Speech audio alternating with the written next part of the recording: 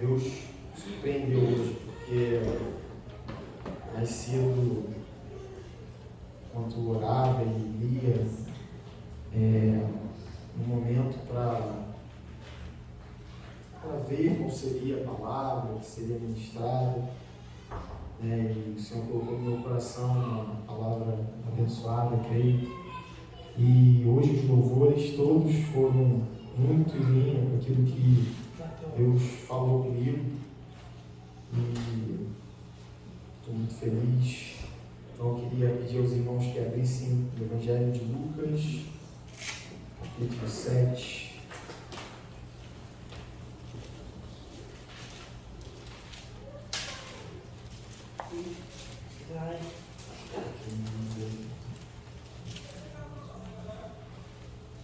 Eu geralmente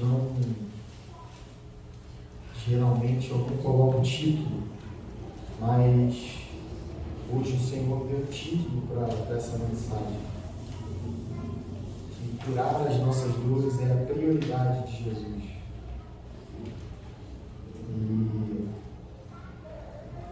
E existe um sentimento que o Senhor tem por nós, que nós confundimos muito, mas que é algo incrível quando nós conseguimos sentir isso. Eu queria só dar a definição de uma palavra chamada compaixão, que nós confundimos com pena. Compaixão significa sentimento piedoso de simpatia para com a tragédia pessoal de outrem, acompanhado do desejo de minorá-la. Participação espiritual na infelicidade alheia que suscita um impulso altruísta de ternura para com o sofredor. É como se Jesus sentisse a dor daquela pessoa a ponto de que essa dor é tamanha que ele faz de tudo para diminuir a dor dessa pessoa, para resolver o problema dessa pessoa. Pena significa, eu vejo a dor da pessoa, eu sei que está se doendo, eu passo por ela e não faço absolutamente nada. Muitas vezes porque está fora das minhas capacidades, muitas vezes porque eu não consigo sentir compaixão em vez de pena. E Jesus foi movido por compaixão em diversos episódios. Esse capítulo 7, ele inteiro trata de como o Senhor nos cura, nos perdoa, de como a nossa dor comove o coração de Jesus a ponto dele parar o que ele está fazendo, dele priorizar a dor de uma pessoa quando passa por ela. Às vezes, eu e você obviamente, não temos essa capacidade como parte da nossa constituição,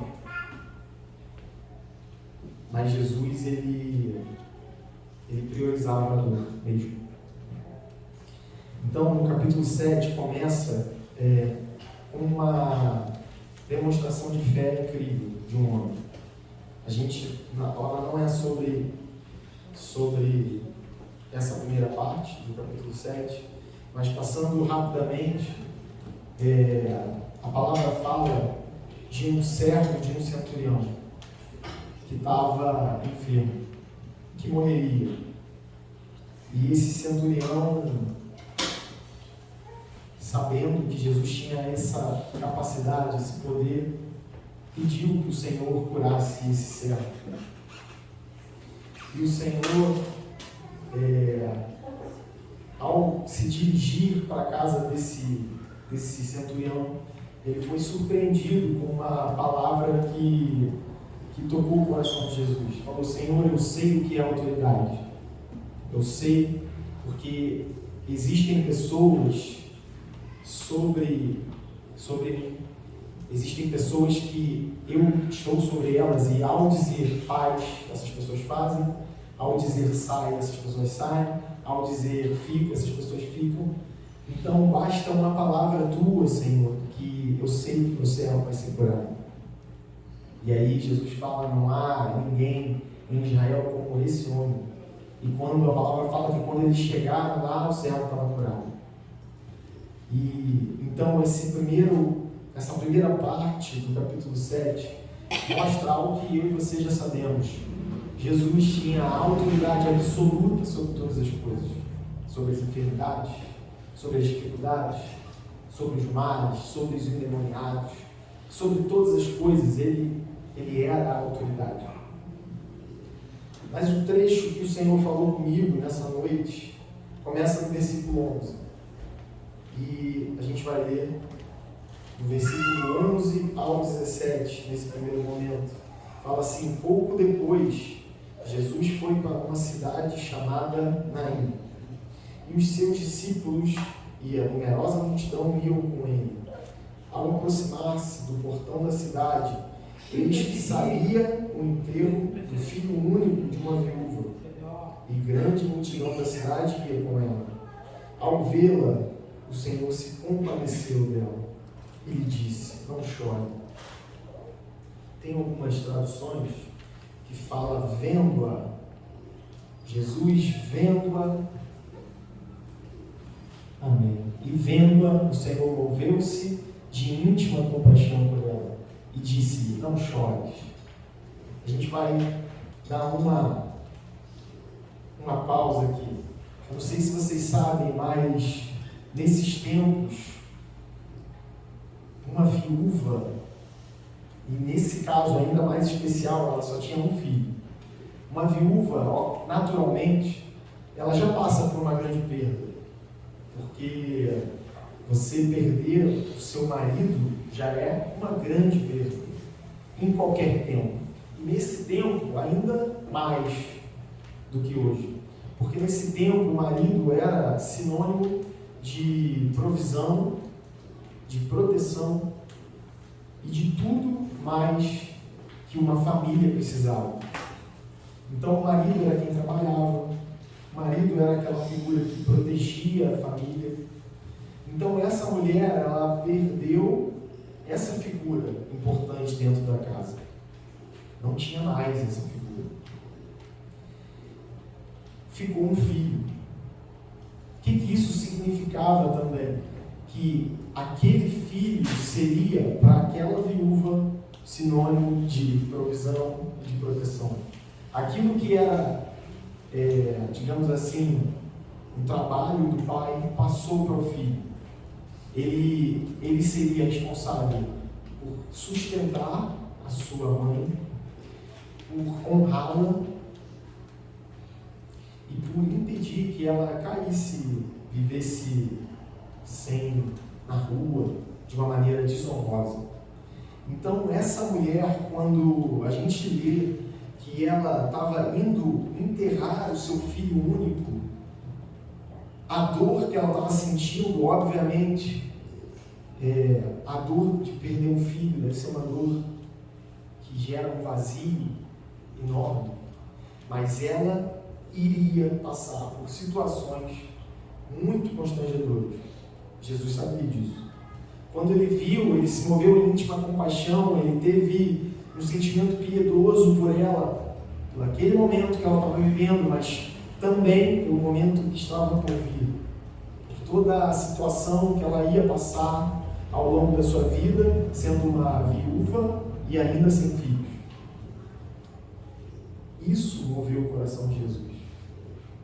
Ele passou, ele estava com uma multidão, ele estava indo fazer aquilo que ele veio fazer de fato: pregar o Evangelho, curar enfermos, expulsar demônios.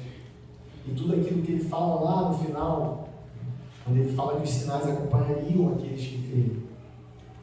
Ele estava vindo cumprir a missão do ministério público que tinha um prazo de validade. Só que, apesar de ser uma missão e de ser algo grandioso que ele estava fazendo, a dor daquela pessoa fez ele parar. Fez ele parar. Eu e você, muitas das vezes, passamos por pessoas que estão sofrendo, que estão com dor, que estão vivendo luto, que estão passando por dificuldades, e nós, por conta da nossa agenda lotada e dos nossos compromissos, nós não conseguimos dar a atenção que essas pessoas precisam. E não é uma crítica, a gente vive assim. Os nossos compromissos são importantes, a nossa família é importante, o nosso trabalho é importante, tudo aquilo que nós temos é importante. Só que Jesus priorizava curar a dor das pessoas.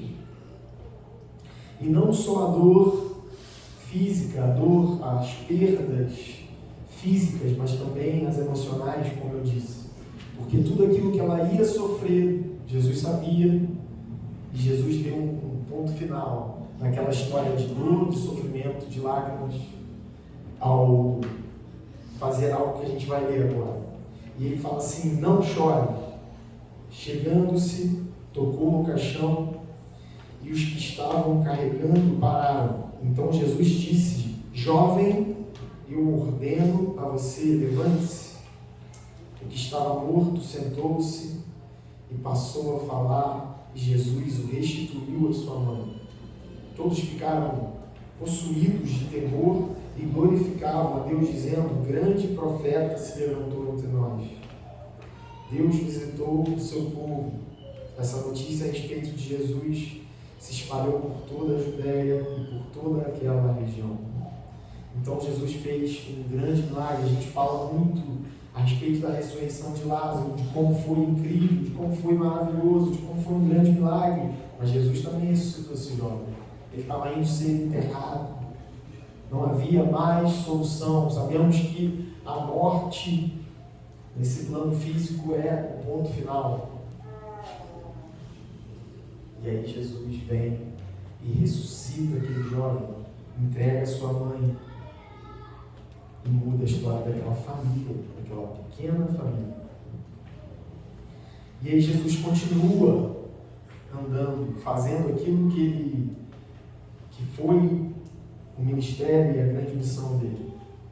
E aí, também não vamos ler, mas os discípulos de João, e aí nesse trecho a gente tem que entender que João Batista estava preso, já com uma data, com uma sentença de morte, e João, que havia aberto o caminho para que o Senhor fosse exaltado, digamos assim, conhecido, ele de alguma maneira devia estar passando por um momento difícil, porque ele, de alguma forma, ele duvidou, ele falou para os seus discípulos: perguntem se ele é quem de fato estão dizendo. Mas esse João Batista havia batizado o nosso Senhor nas águas. Ele tinha visto o Espírito Santo descer sobre ele. Ele sabia que Jesus era o Messias. Mas no momento de dor acontecem essas coisas também com a gente. Quando a gente está passando por situações difíceis, quando a gente está passando por situações como João estava passando, uma cadeia, de uma maneira injusta, uma sentença de morte, de alguma maneira veio uma dúvida sobre João Batista. Isso acontece com a gente. A gente conhece o Senhor, a gente vê tudo aquilo que Ele faz, a gente conhece os seus milagres, a gente conhece sua palavra, a gente conhece testemunhos de pessoas que venceram e que seguem vencendo. Mas só que quando o problema é na nossa vida, a gente duvida. A gente duvida. A incredulidade toma conta às vezes e a gente começa a se esquecer de tudo aquilo que Ele já fez. É comum, é natural, é do ser humano. E aí Jesus fala com aqueles discípulos que de fato era Ele mesmo, a quem João Batista de alguma maneira duvidava. E quando esses discípulos saíram, e foram e voltaram para João Batista para poder falar com ele, testemunhar novamente acerca de Jesus. Jesus explica para aquelas pessoas, falando acerca de João Batista, que não havia nenhum outro homem que fosse maior do que ele, nascido de mulher. De alguma maneira, Jesus estava reconhecendo quem era João Batista. Eu e você também precisamos muitas vezes ser reconhecidos. Quem não gosta aqui de um parabéns, bom trabalho, você é muito importante. Quem não gosta disso? Quem gosta de servir, de fazer, de estar ali com o coração empenhado e passar tudo despercebido? A gente precisa, às vezes, ser reconhecido. E o reconhecimento é válido numa estrutura ministerial quando nós estamos debaixo de uma autoridade, fazendo aquilo que é agradável a Deus. Eu não posso esperar ser reconhecido por algo que eu faço da minha cabeça, do meu próprio entendimento. Não foi o caso de João Batista. Foi dada a ele uma missão maravilhosa de abrir caminho para o nosso Salvador. E foi isso que ele fez. Foi profetizado no Antigo Testamento a respeito dele.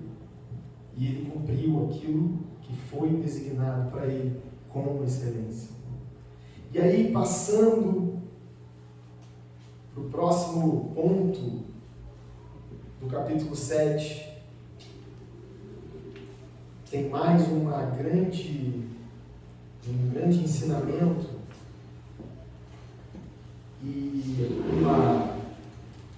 e algo que Jesus faria por toda a humanidade na cruz do Calvário. Ele fez com aquela mulher. A palavra trata essa mulher como uma pecadora.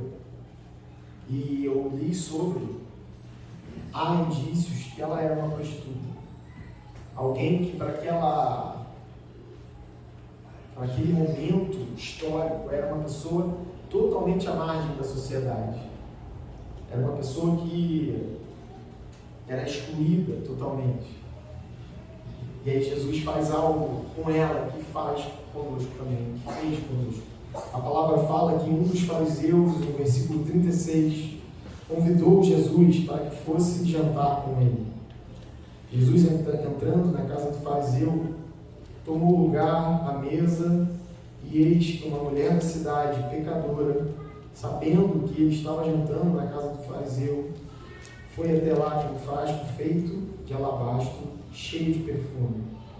Estando por detrás, aos pés de Jesus, chorando, molhava-os com suas lágrimas e os enxugava com os próprios cabelos. Ele beijava os pés de Jesus e os ungia com perfume. Ao ver isso, o fariseu que o havia convidado disse consigo mesmo: se este profeta bem saberia, se este fosse profeta, bem saberia quem é e que tipo de mulher é esta que está tocando nele, porque é uma pecadora. Às vezes a gente julga a pessoa pelo seu pecado. Nós julgamos as pessoas pelas aparências. Nós fazemos isso. Nós somos assim. Nessa história, a grande verdade é que nós somos como a pecadora, mas nós adotamos as vestes do fariseu, podendo adotar as vestes de Jesus, podendo ser como ele, podendo ser agradável, amável, podendo decretar perdão, cura sobre as pessoas. Nós fazemos como os fariseus, apontamos, julgamos e matamos as pessoas. Por quê? Porque nós nos sentimos melhores do que elas. Nós temos isso dentro de nós. A pessoa caiu, a pessoa pecou, a pessoa, poxa, eu não consigo me colocar no lugar da pessoa que por algum motivo errou, pecou, caiu. Eu sempre me coloco no lugar de quem está julgando, apontando, dizendo que aquela pessoa vacilou, dizendo que aquela pessoa, enfim, não tem valor, porque caiu, porque errou. Esses eram os fariseus. Podendo fazer o bem, eles faziam o mal. E é o que a gente faz às vezes. Podendo fazer o bem, fazemos o mal. E aí Jesus se dirigiu ao fariseu e disse: Simão, tem uma coisa para lhe dizer. Ele respondeu: diga, mestre. Certo credor tinha 2 devedores, um lhe devia 500 denários e o outro lhe devia 50. E como eles não tinham o que pagar, o credor perdoou a dívida de ambos. Qual deles, portanto, o amará mais? Simão respondeu: penso que é aquele a quem mais perdoou. Jesus falou: você julgou bem. E voltando-se para a mulher, Jesus disse: você está vendo essa mulher? Quando entrei aqui em sua casa, você não me ofereceu água para lavar os pés. Esta, porém, molhou os meus pés com lágrimas e os enxugou com seus cabelos. Você não me recebeu com um beijo na face, e ela, porém, desde que entrei, não deixou de me beijar os pés. Você não ungiu a minha cabeça com óleo, mas esta, com perfume, ungiu meus pés. Por isso afirmo a você que os muitos pecados dela foram perdoados, porque ela muito amou. Mas aquele a quem pouco se perdoa, pouco ama. Então Jesus disse à mulher: os seus pecados estão perdoados. Os que estavam com ele à mesa começaram a dizer entre si: quem é este que até pecado perdoa? Mas Jesus lhe disse: a sua fé salvou você, vai em paz. Jesus não só perdoou os pecados daquela mulher, mas a salvou, fazendo algo que ele expandiria a toda a humanidade, os que viveram naquela época e a todos que ainda iriam nascer. Esse é o perfil de comportamento de Jesus. Ele tem compaixão e não pena. Ele perdoa e não aponta. Ele está disposto a mudar a nossa história, como ele fez com a vida da viúva e a vida da mulher pecadora. E nós, a quem queremos parecer? Os fariseus que apontam, julgam e que, conhecendo e podendo fazer o bem, fazem o mal? Ou a Jesus? Jesus nos chamou para sermos como Ele. Jesus falou: em meu nome farão muito mais do que eu fiz. Nós temos o poder de, assim como Ele falou, curar enfermos, expulsar demônios. E é isso que nessa noite o Senhor nos chamou, para tomar posse daquilo que Ele designou para que eu e você sejamos. Nós temos dificuldades, nós passamos por momentos de luta, nós passamos, assim como essa viúva, por momentos de luto e que nós não conseguimos enxergar, ou melhor, conseguimos enxergar um futuro sombrio, com trevas. Passamos. Há situações que para nós não parecem ter solução. Há situações que a gente não enxerga uma resolução que seja positiva. Há situações que a gente imagina situação de morte. Só vai mudar quando não vai mudar. Isso vai continuar assim até que morra, até que aconteça um acidente, até que aconteça uma tragédia. A gente não consegue, por estar tão envolvido no problema, a gente não consegue enxergar que existe um Jesus disposto a curar, disposto a ressuscitar. Pessoas estão mortas espiritualmente. Eu tenho alguns anos de cristão e nunca vi uma pessoa ser ressuscitada. Não tenho nenhuma notícia, além do que está na palavra, de pessoas que morreram e foram trazidas à volta. Mas eu conheço pessoas que estavam mortas espiritualmente e que se tornaram a viver. Amém. É isso que o Senhor quer fazer, e nesse tempo presente, Ele faz através de mim, de você, sendo portador da boa palavra, do Evangelho, que salva, que transforma, que liberta, que redime. É para isso que nós somos chamados, para continuar a obra que foi iniciada com o Senhor. É para isso. Mas às vezes a gente está como aquela viúva. Eu não sei se vocês perceberam, mas a palavra fala que a multidão que acompanhava Jesus estava vindo de um lado, e a multidão que acompanhava a viúva vindo de outro, indo em sentidos opostos. E a palavra fala que Jesus, vendo-a, se moveu de íntima compaixão. A viúva não viu o Senhor. Talvez ela não o conhecesse, mas ela estava tão envolvida com a dor dela que ela não estava enxergando nada além da sua própria dor. É natural.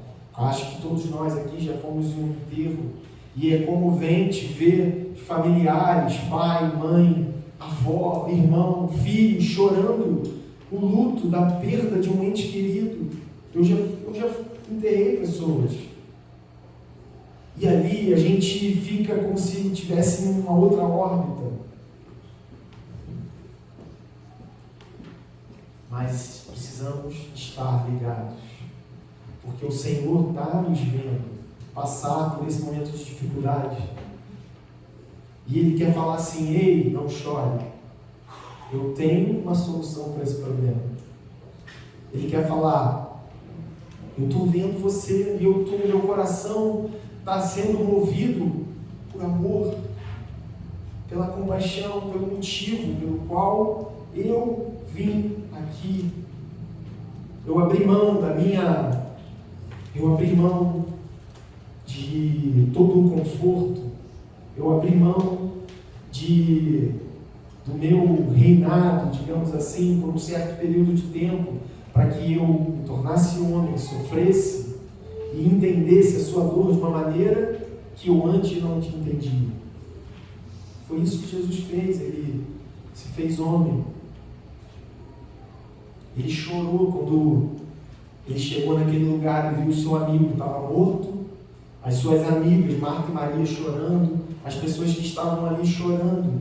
A palavra fala que Jesus chorou. E ele chorou porque ele foi movido por uma íntima compaixão também por aquela família. Não havia dúvidas em Jesus que ele ressuscitaria Lázaro. Ele falou: olha, fica tranquilo, porque isso não é para a morte, é para a glória de Deus. Eu vou voltar, eu vou lá. Eu sei que Lázaro está morto, mas eu sou dono do tempo, as coisas fluem diferente aqui. E quando ele chegou lá, e aí Maria falou: Senhor, se o Senhor estivesse aqui, o seu amigo não morreria. Jesus chorou. Isso não mudou o fato de que ele ressuscitou Lázaro. Jesus nos ama de uma maneira tão maravilhosa que ele consegue sentir a nossa dor. Aquilo que é importante para mim, se estiver de acordo com a vontade de Deus para a minha vida, é importante para o meu Senhor também. Os meus sonhos, os meus anseios, os meus desejos, uma vez que alinhado com o céu, se tornam prioridade na agenda de Jesus. Curar as minhas feridas, uma vez que eu as apresento para Ele, são prioridade na agenda de Jesus. A única coisa que nós, eu e você, precisamos fazer é apresentar as nossas feridas para o nosso Senhor. Não deixá-las ocultas, não colocar na nossa mente que nós poderemos resolver, que nós poderemos conviver com as feridas, com os traumas, com aquilo que nós carregamos como se fosse uma mochila. Às vezes a gente anda com uma carga, sabe, já carregou uma mochila pesada? Você anda 5 minutos, 10 minutos, ela começa a incomodar, começa começa a dar dor nas costas, começa a dar dor nas pernas, começa a queimar o ombro. É isso, os nossos traumas, os nossos medos, as feridas que carregamos, elas são como uma mochila que vão tirando a nossa capacidade de continuar a viver, até chegar um momento que a gente vai simplesmente parar. Já sentou com uma mochila pesada? Às vezes a gente fica assim, a gente não consegue encostar as costas no encosto da cadeira. Até sentar com esse peso é desconfortável, mas é melhor do que continuar andando. E é isso que a gente faz. A gente não abre mão dessa carga. A gente prefere ficar desconfortável com elas. Mas nessa noite, eu quero te convidar a se levantar nesse momento. E se você tem alguma mochila pesada aí, se por algum motivo, assim como aquela viúva que ia enterrar o seu filho, e ela não percebeu que Jesus estava ali, talvez ela não conhecia Jesus, ela não via uma saída para ela. Se você tem alguma mochila pesada, eu queria te convidar aqui adiante. Se você tem algum trauma, alguma ferida, algo que de alguma maneira influencia a maneira que você vive nesse tempo, eu quero te convidar. Porque o Senhor deseja nos curar. Porque o Senhor deseja nos curar nesse momento. Porque Ele sabe que essas feridas nos trarão grandes dificuldades lá na frente.